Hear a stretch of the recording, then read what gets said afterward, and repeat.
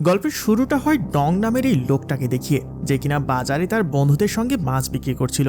তবে তখন সে দেখতে পায় পাশে একজন ইউনিয়ন লিডার অন্য একজনের থেকে পাওনা টাকা উসুল করার জন্য তার সাথে খুবই বাজে ব্যবহার করছিল। তবে ডং এই সমস্ত ব্যাপারগুলো দেখার পরেও খুবই ভদ্র মানুষের মতো সবকিছু ইগনোর করে দেয়, কারণ ইউনিয়ন লিডার ছিল অনেক বেশি পাওয়ারফুল। আর যখন ইউনিয়ন লিডার ডংয়ের পাশ দিয়ে যাওয়া শুরু করে, তখন সে ডংকে বাহবা দিয়ে বলে যে গুড, তুমি খুব ভালো কাজ করছো। আর ডং এই লোকটাকে অনেক ঘৃণা করা সত্ত্বেও তার প্রতি কৃতজ্ঞতা জানানো শুরু করে। আর ডংয়ের কাছে একটা কল আসলে দ্রুত সে সেখান থেকে অন্য একটা জায়গায় চলে আসে। আর এরপরে ডং এখানে এসে নতুন একটা ব্যবসার পরিকল্পনা করা শুরু করে। আসলে সে চায়না থেকে কাঁকড়া ইম্পোর্ট করার ব্যাপারে চিন্তা করছিল। তবে ডং কিন্তু এর আগেও অনেকগুলো ব্যবসাতে ইনভেস্ট করে সবগুলো ব্যবসাতেই লস খেয়ে বসে আছে। তবে তবুও সে আবারও ভালোভাবে নতুন কোনো ব্যবসা শুরু করতে যাচ্ছে। এই জন্য সে ওই লোকগুলোর সাথে কথাবার্তা বলে কাঁকড়া ইম্পোর্টের ব্যবসায় কিছু টাকা ইনভেস্ট করে দেয়। যদিও ডং এই জিনিসটা খুব ভালো করে জানতো যে সেই কাঁকড়ার জাহাজ আসতে 1 মাসেরও বেশি সময় লাগতে পারে, তবে তবুও সে এটা করার জন্য রাজি হয়ে যায়। আর তখন এদিকে আমরা দেখতে পাই ডং এর ওয়াইফকে, যে কিনা সন্ধ্যার সময় রেস্টুরেন্টে ওয়েট্রেসের জব করত আর দিনের বেলায় বিভিন্ন বাসায় ক্লিনিং এর কাজ করত। আর তখন এই ব্যাপারটা আমরা জানতে পারি যে আসলে ডং এর এই আলাদা আলাদা ব্যবসার জন্য তারা অনেক টাকা লস করেছে। আর এই জন্যই এখন তারা দুজনেই দিনরাত পরিশ্রম করে সমস্ত ধার দেনা শোধ করার চেষ্টা করছে। তো এরপর রাতের বেলায় যখন ডং তার ওয়াইফকে নিয়ে গাড়ি দিয়ে বাসায় ব্যাক করছিল, তখন তাদের কথাবার্তার মাধ্যমে আমরা জানতে পারি যে ডং এর বারবার আলাদা আলাদা ব্যবসায় ইনভেস্ট করা নিয়ে ডং এর ওয়াইফ তার উপর একেবারেই হ্যাপি ছিল না, আর এই জন্য তাদের মধ্যে ঝগড়া লেগেই থাকতো। এরপর দৃশ্য পরিবর্তন হলে আমরা দেখতে পাই কোনো একটা বিল্ডিংয়ে কিছু গুন্ডা এসে একজন বৃদ্ধকে ধরে পেটাচ্ছে। আসলে বৃদ্ধ লোকটা ওই গুন্ডাদের থেকে টাকা ধার নিয়েছিল, কিন্তু এখন যখন সে টাকা ফেরত দিতে পারছে না, তখন তারা টাকা উসুল করার জন্য বৃদ্ধকে এসে পেটানো শুরু করে দিয়েছে। তবে তারা বৃদ্ধকে মেরে ফেলবে ঠিক সেই সময় রুমের মধ্যে বৃদ্ধের মেয়ে চলে আসে। আর বৃদ্ধের মেয়েকে দেখার সঙ্গে সঙ্গে তারা বৃদ্ধকে ছেড়ে দিয়ে বৃদ্ধের মেয়েকে কিডন্যাপ করে সেখান থেকে নিয়ে চলে যায়। আর তখন আমরা জানতে পারি যে আসলে এই গ্রুপটা মেয়েদের পাচারও করে। তবে এর পরে যখন ওই গুন্ডারা মেয়েটাকে গাড়িতে নিয়ে যাচ্ছিল, তখন তারা ভুল করে ডং এর গাড়ির সাথে অ্যাক্সিডেন্ট করে ফেলে। তাই ডং একটু রাগ হয়ে বাইরে এসে যখন তাদেরকে জিজ্ঞাসাবাদ শুরু করে, তখন তারা ডং এর সাথে খারাপ ব্যবহার করা শুরু করে। আর এগুলো দেখার পর ডং এর ওয়াইফও চলে আসে পরিস্থিতি সামলানোর জন্য। তবে এখানে গ্যাংয়ের যে লিডার ছিল সে ডং এর ওয়াইফকে দেখার পরই পছন্দ করে ফেলে। এজন্য প্রথমে সে গাড়ি থেকে বের হয়ে তার ড্রাইভারকে ধরে একটা চড় মারে। আর এর পরে ডং এর কাছে মাপ চায়। মানে বোঝা যাচ্ছে যে এই গ্যাং লিডার এখন ডং এর ওয়াইফকে অনেক পছন্দ করে ফেলেছে। তো এর পরদিন সকালবেলা ডং চলে আসে ইউনিয়ন লিডারের কাছে তার পাওনা টাকাগুলো নেওয়ার জন্য। তবে ইউনিয়ন লিডার তাকে জানিয়ে দেয় যে এখন তোমার টাকা আমি দিতে পারবো না। তবে যখন ডং বারবার করে জিদ করছিল, তখন সে তাকে 2 লাখ ওয়ান দিয়ে দেয়। তবে এরপরে যখনই ডং টাকাগুলো নিয়ে তার দোকানে ব্যাক করে, তখন সে পুরোপুরি শকড হয়ে যায়।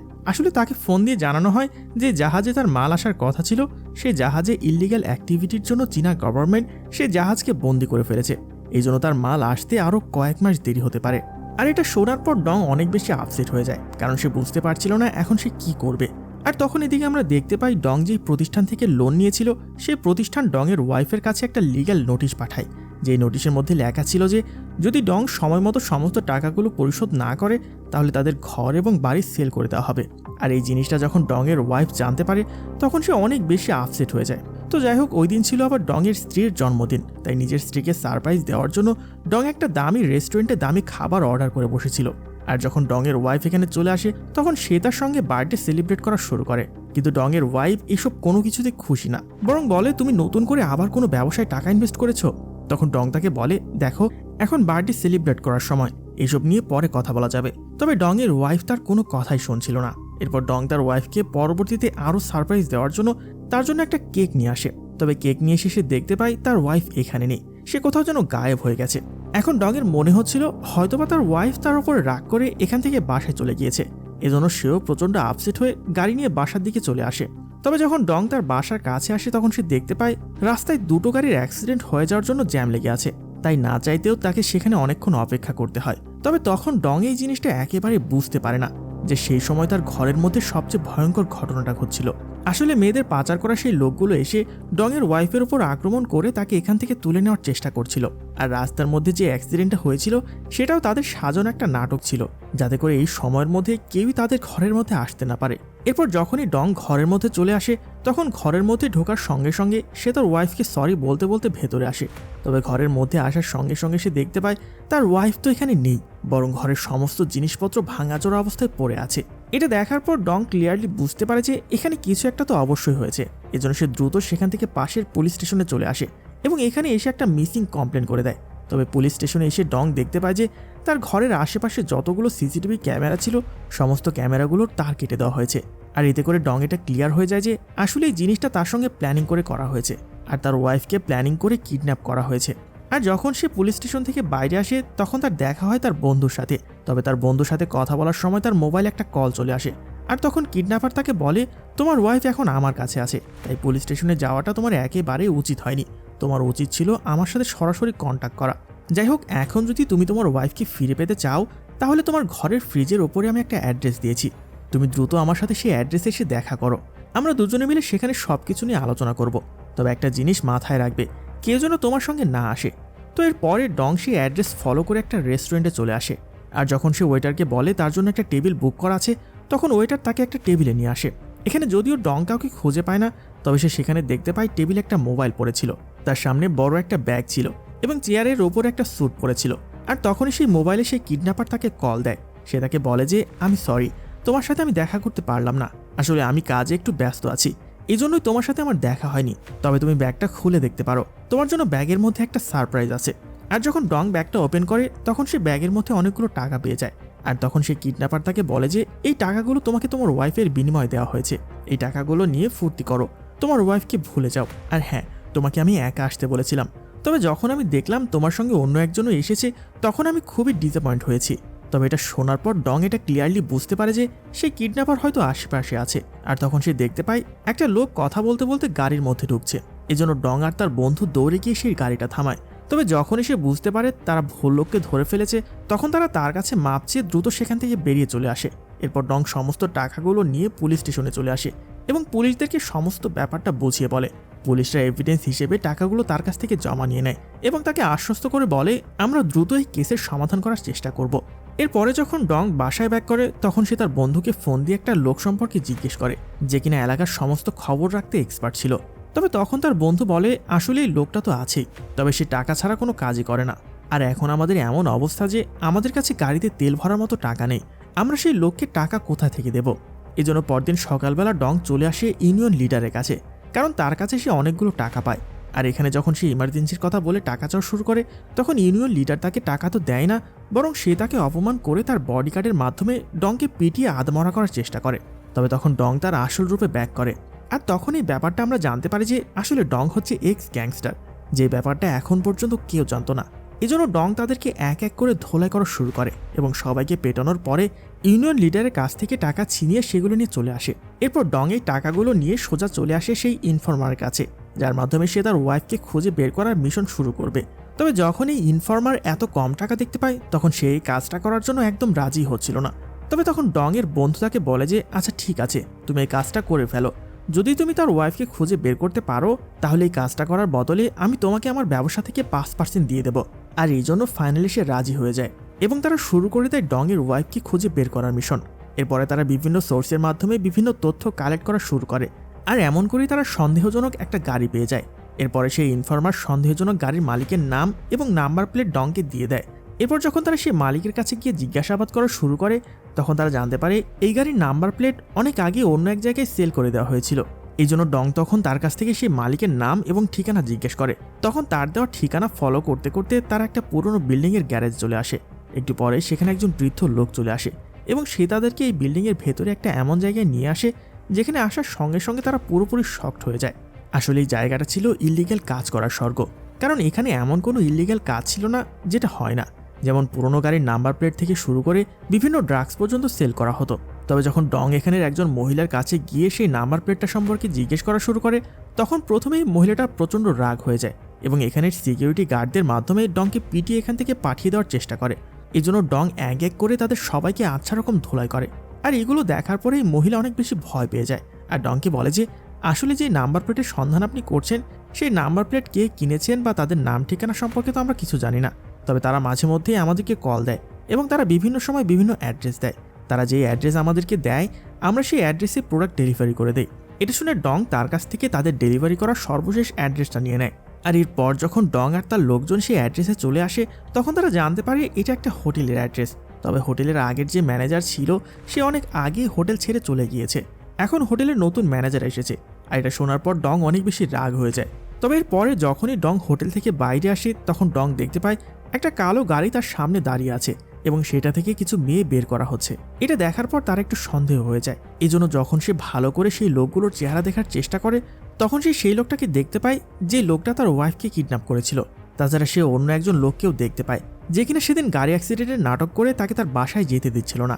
আর যখনই ডং তাকে চিনতে পারে তখন সে দ্রুত তার কাছে গিয়ে তার সাথে কথা বলার চেষ্টা করে।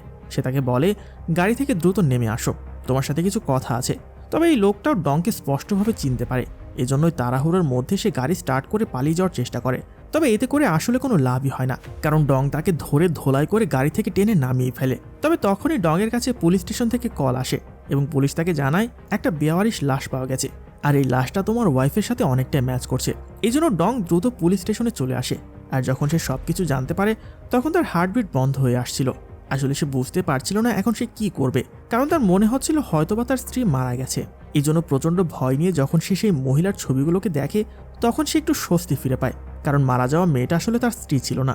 তো এর পরদিন সকালবেলা ডং কিছু মিসিং রিপোর্টের খবর পেয়ে যায়, আর তাদের সম্পর্কে তথ্য নিয়ে এমন এক লোকের সঙ্গে দেখা করতে চলে আসে যার ওয়াইফ 2 বছর আগে গায়েব হয়ে গিয়েছিল এবং রিসেন্টলি সে তার মৃত্যুর খবর সে পায়। এখানে এই লোকটার সঙ্গে কথাবার্তা বলে ডং জানতে পারে যে যখন তার ওয়াইফকে কিডন্যাপ করা হয়েছিল তখন তাকেও অনেক টাকা দেওয়া হয়েছিল, যদিও প্রথম দিকে সেই লোকটা টাকাগুলো নিয়ে নিয়েছিল।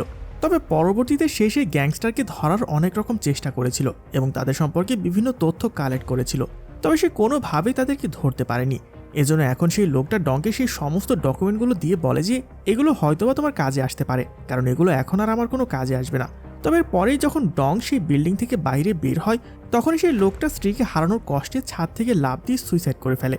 আর এর পরে যখন ডং গাড়িতে এসে সেই লোকের দেওয়া তথ্যগুলো ভালো করে চেক করা শুরু করে তখন এখানে সে একটা বিজনেস কার্ড পেয়ে যায়। আর এই বিজনেস কার্ডটা দেখার পরে তার মনে পড়ে যায় যে ঠিক এমন একটা বিজনেস কার্ড তাকে কেউ একজন দিয়েছিল। তখন তার মনে পড়ে সেদিন রাতের বেলায় যখন তার গাড়ির সাথে অ্যাক্সিডেন্ট হয়েছিল তখন সে গিয়ে সেই গুন্ডাটির সাথে ঝগড়া করেছিল, তখন তাদের ড্রাইভার তাকে এই বিজনেস কার্ডটা দিয়েছিল। আসলে এটা ছিল একটা ফাইন্যান্সিয়াল কোম্পানির বিজনেস কার্ড। আর এটা দেখার পরে ডং এই জিনিসটা ক্লিয়ারলি বুঝতে পারে যে এই ফাইন্যান্সিয়াল কোম্পানি নারী পাচারের সাথে জড়িত। আর এই জন্য ডং দ্রুত চলে আসে সেই ফাইন্যান্সিয়াল কোম্পানিতে এবং এখানে এসে ম্যানেজারের সঙ্গে দেখা করে। আর ম্যানেজারের সঙ্গে কিছুক্ষণ কথাবার্তা বলার পরে যখন তার বডিগার্ডরা এসে ডংয়ের উপর আক্রমণ করে তখন ডং তাদের সবাইকে ধোলাই করে ম্যানেজারকে বন্দি করে সেখান থেকে নিয়ে আসে। আর বাসায় এনে সে ওই ম্যানেজারকে আচ্ছা রকম ধোলাই করার পরেও ম্যানেজারের মুখ থেকে সে কোনো কথাই বের করতে পারছিল না। তবে তখন সেই গ্যাংয়ের লিডার ভিডিও কল দিয়ে ডংকে বলে যে আমি জানি হয়তোবা ম্যানেজার তোমাকে সমস্ত তথ্য দিয়ে দিয়েছে, তাই এখন তুমি আমার সামনে তাকে খুন করবে, নয়তোবা আমি তোমার ওয়াইফকে খুন করে ফেলবো। তবে ডং কোনোভাবেই লোকটার কথায় রাজি হয় না, কিন্তু তখন সেই লিডার ডংয়ের ওয়াইফকে পানির মধ্যে চুবানো শুরু করে। আর সে বলে আচ্ছা ঠিক আছে, দেখা যাক কে কার আগে মারতে পারে। তো এই জন্য ডং বাধ্য হয়ে একটা তার নিয়ে সে ম্যানেজারের গলায় পেঁচিয়ে তার নিঃশ্বাস বন্ধ করে তাকে সেখানে মেরে ফেলে। আর এরপরে সেই লিডার তাকে বলে যে এখন তুমি যেহেতু আমার পিছু ছাড়বে না তাহলে তুমি আমার দেওয়া টাকাগুলো ফেরত দিয়ে দাও, আমি তোমার ওয়াইফকে ফেরত দিয়ে দেবো। তবে এখন আমরা দেখতে পাই আসলে ডং সেই ম্যানেজারকে খুন করেনি, বরং সে তাকে শুধু বেহোশ করেছিল। আর এরপরে যখন ম্যানেজার জ্ঞান ফিরে পায় তখন সে সমস্ত সত্যিগুলো তাকে বলে দেয়। সে বলে আসলে তারা তাদের টাকাগুলো উসুল করার জন্য পৃথিবীর সবচেয়ে জঘন্য কাজটা করতে পারে, সেই সাথে তারা মেয়েদেরকে কিডন্যাপ করার পাশাপাশি মানুষের অর্গান পর্যন্ত সেল করে। তবে সবচেয়ে অদ্ভুত ব্যাপার হচ্ছে তারা যে মেয়েদেরকে কিডন্যাপ করে তাদের ফ্যামিলি আর সেই মেয়েগুলোর খোঁজই নেয় না। এরপরেই ম্যানেজার ডংকে অনেকগুলো অ্যাড্রেস বলা শুরু করে যেখানে তার ওয়াইফ থাকতে পারে। তবে তখন ডংয়ের মনে পড়ে যায় যে আসলে সেই গ্যাং লিডার তাকে বলেছিল যে যদি সে তার ওয়াইফকে ফেরত চায় তাহলে সেই লিডারের দেওয়া টাকাগুলো ডংকে ফেরত দিতে হবে। এজন্য সে অনেক বেশি টেনশনে পড়ে যায়, কারণ সেই টাকাগুলো তো এখন তার কাছে নেই, কারণ সে তো সেই টাকাগুলো সেদিনই পুলিশ স্টেশনে জমা করে দিয়েছিল। এখন পুলিশ স্টেশন থেকে কিভাবে টাকাগুলো ফেরত আনা যায় এটা নিয়ে সে টেনশনে পড়ে যায়। আর তখনই সে তার ইনফর্মার বন্ধুটা বলে ঠিক আছে আমি দেখছি এই ব্যাপারে কি করা যায়। আর এর পরে ডংয়ের 2 বন্ধু পুলিশ অফিসারের বেশ ধরে পুলিশ স্টেশনে চলে আসে এবং এখানে একজন পুলিশ অফিসারকে বলে যে এভিডেন্স হিসেবে যে টাকাগুলো তোমরা জমা করেছিলে সেই টাকাগুলো আমরা কোর্টে নিয়ে যাওয়ার জন্য এসেছি। সে হচ্ছে এই এলাকার নতুন অফিসার ইনচার্জ। আর এগুলো শোনার পরে সেই অফিসার তাদেরকে টাকাগুলো দিতে চাচ্ছিল, কিন্তু তখনই তাদের সন্দেহ হয়। আর যখন তারা জানতে পারে এরা হচ্ছে ফেক পুলিশ তখনই তাদের দুজনকে পুলিশ স্টেশনে আটকে রাখা হয়। এদিকে আমরা দেখতে পাই তখন ডং বাইরে তাদের জন্য গাড়ি নিয়ে ওয়েট করছিল। তবে যখন সে দেখতে পায় তাদের আসতে অনেক দেরি হচ্ছে তখন সে ব্যাপারটা ক্লিয়ারলি বুঝতে পারে যে ভেতরে হয়তোবা কোনো সমস্যা হয়েছে। এই জন্য সে খুবই চালাকি করে এখানে থেকে একটা গাড়ির মধ্যে ব্লাস্ট করিয়ে দেয়। আর এই ব্লাস্ট দেখার পরে পুলিশ অফিসাররা দৌড়ে এসে আগুন নেভানোর চেষ্টা করে এবং এখানে একটা হট্টগোল শুরু হয়ে যায়। আর এই সুযোগটা নিয়ে সেই দুই ফেক পুলিশ অফিসার টাকাগুলো নিয়ে সেখান থেকে পালিয়ে চলে যায়। আর তখন এদিকে আমরা দেখতে পাই ডংয়ের ওয়াইফকে যেখানে বন্দি করা হয়েছিল সেখানে অন্য একটা মেয়েকেও বন্দি করা হয়েছিল, যার উপরে টর্চার করা হচ্ছিল। তবে যখন ডংয়ের ওয়াইফ এগুলো সহ্য করতে পারছিল না, তখন সে গিয়ে সেই লোকটার জায়গা মতো একটা লাথি মেরে এই মেয়েটাকে নিয়ে পালিয়ে যাওয়ার চেষ্টা করে। তবে যেহেতু এটা একটা বন্ধ রুম ছিল, এই জন্য তারা চাইলেও সেখান থেকে পালাতে পারবে না। এর একটু পরে সেই লোকটা এসে সেই মেয়েটাকে মারতে মারতে তাকে পুরো আদামরাই করে ফেলে। আর একটু পরে যখন তাদের লিডার এসে সেই মেয়ের এই অবস্থা দেখতে পায়, তখন সে অনেক বেশি রেগে যায় এবং সে তার লোককে ধরে আচ্ছা রকম ধোলাই করে তাকে গুরুতর আহত করে ফেলে। তবে তখনই ডং সেই লিডারকে কল দিয়ে বলে যে তোমার টাকা রেডি আছে, কোথায় আসতে হবে আমাকে সেটা বলো। তবে এটা শোনার পরে এই লিডার পুরোপুরি শকড হয়ে যায়। সে বলে তুমি টাকা কিভাবে ম্যানেজ করলে? আচ্ছা ঠিক আছে, তুমি কিভাবে ম্যানেজ করেছো সেটা তোমার ব্যাপার, আমি তোমাকে অ্যাড্রেস দিচ্ছি, তুমি দ্রুত সেখানে চলে আসো। আর ফোন কাটার পরে সে তার লোকজনকে ইনস্ট্রাকশন দিয়ে দেয় যে ডংয়ের থেকে টাকা নেওয়ার সঙ্গে সঙ্গে তাদের দুজনকে সেখানে মেরে ফেলবে। তবে তখন এদিকে আমরা দেখতে পাই ডংয়ের ওয়াইফ অন্য একটা মেয়ের সঙ্গে মিলে জানালার স্ক্রু খুলে এখান থেকে পালিয়ে যাওয়ার চেষ্টা করছিল। তবে যখন তার এটা করছিল তখন একটা গার্ড এটা দেখে ফেলে। আর যখন সে তাদেরকে থামানোর চেষ্টা করে, তখন অন্য মেয়েটা গার্ডের ওপর আক্রমণ করে তাকে সেখানে বেহুশ করে দেয়, যেন ডংয়ের ওয়াইফ কোনো রকমে বাইরে আসার সুযোগ পেয়ে যায়। আর তখন ডংয়ের ওয়াইফ জানালা থেকে লাফ দিয়ে পাশের বিল্ডিংয়ের ছাদে এসে পড়ে। সেখান থেকে কোনো রকমের রাস্তায় এসে একটা গাড়ি করে পাশের পুলিশ স্টেশনের দিকে যাওয়া শুরু করে। তবে যখন লিডার এই ব্যাপারটা জানতে পারে যে ডংয়ের ওয়াইফ এখান থেকে পালিয়ে গেছে এবং হয়তোবা খুব শীঘ্রই সে পুলিশ স্টেশনে গিয়ে সমস্ত ব্যাপারগুলো জানিয়ে দেবে, এই জন্য সে প্রচণ্ড রাগ করে নিজে বেরিয়ে পড়ে ডংয়ের ওয়াইফকে ধরে নিয়ে আসার জন্য। এদিকে আমরা দেখতে পাই যখন ডংয়ের ওয়াইফের গাড়িটা ট্রাফিক জ্যামের মধ্যে আটকা পড়ে যায়, তখন সে অপেক্ষা না করে গাড়ি থেকে বেরিয়ে দৌড়ে পুলিশ স্টেশনের দিকে যাওয়া শুরু করে। কিন্তু তখনই তার সামনে সেই লিডার চলে আসে এবং সে তাকে আবারও ধরে সেখান থেকে নিয়ে যাওয়ার চেষ্টা করে। এদিকে ডং আর তার বন্ধুরা সেই লোকেশনটা খুঁজতে খুঁজতে ফাইনালি সেই লোকেশন পর্যন্ত চলে আসে। তবে যখন এখানে তারা গেটের তালা ঝোলানো দেখতে পায়, তখন ডং গাড়ি দিয়ে সেই গেটটাকে ভেঙে ফেলে। এরপর সে ভেতরে গিয়ে একে একে সিকিউরিটি গার্ডকে মারা শুরু করে, যাতে করে কোনোভাবেই কেউ তার কাজে বাধা দিতে না পারে। তবে যখন এই মারামারিগুলো সে করছিল, তখনই আমরা দেখতে পাই তার একটা ঘুষিতে পুরো বিল্ডিংটা কাঁপা শুরু করে দিয়েছিল, যেন সেখানে বড় কোনো ভূমিকম্প হচ্ছে। এই জন্য অফিসে থাকা দুইজন অনেক বেশি ভয় পেয়ে যায় এবং তারা দরজা লক করে দরজার পাশে কান দিয়ে শোনার চেষ্টা করছিল বাইরের পরিস্থিতি কি। তবে তখনই ডং দরজার মধ্যে ঘুষি দিয়ে দরজা ব্রেক করে তার কান ফাটিয়ে দেয়। এরপর সে দরজা ভেঙে ভেতরে এসে অন্য লোকটাকেও আচ্ছা রকম ধোলাই করা শুরু করে, যদিও অন্য একজন লোক ডংয়ের উপরে আক্রমণ করে তাকে আহত করার চেষ্টা করে। তবে ডংয়ের ওপরে যখন সে আক্রমণ করছিল, তখন মনে হচ্ছিল সে কোনো পাহাড়ের ওপর আক্রমণ করছে। এই জন্য ডংয়ের তো কিছু হয় না, বরং ডং তাকে মেরে বেহুশ করে ফেলে। এদিকে ডংয়ের বন্ধুরা বাইরে থেকে অন্য একটা গাড়ি ধরে ফেলে, যেটার মধ্যে অনেকগুলো মেয়েকে ধরে আনা হয়েছিল। এই জন্য তারা গার্ডদের মেরে সে মেয়েদেরকে মুক্ত করে দেয়।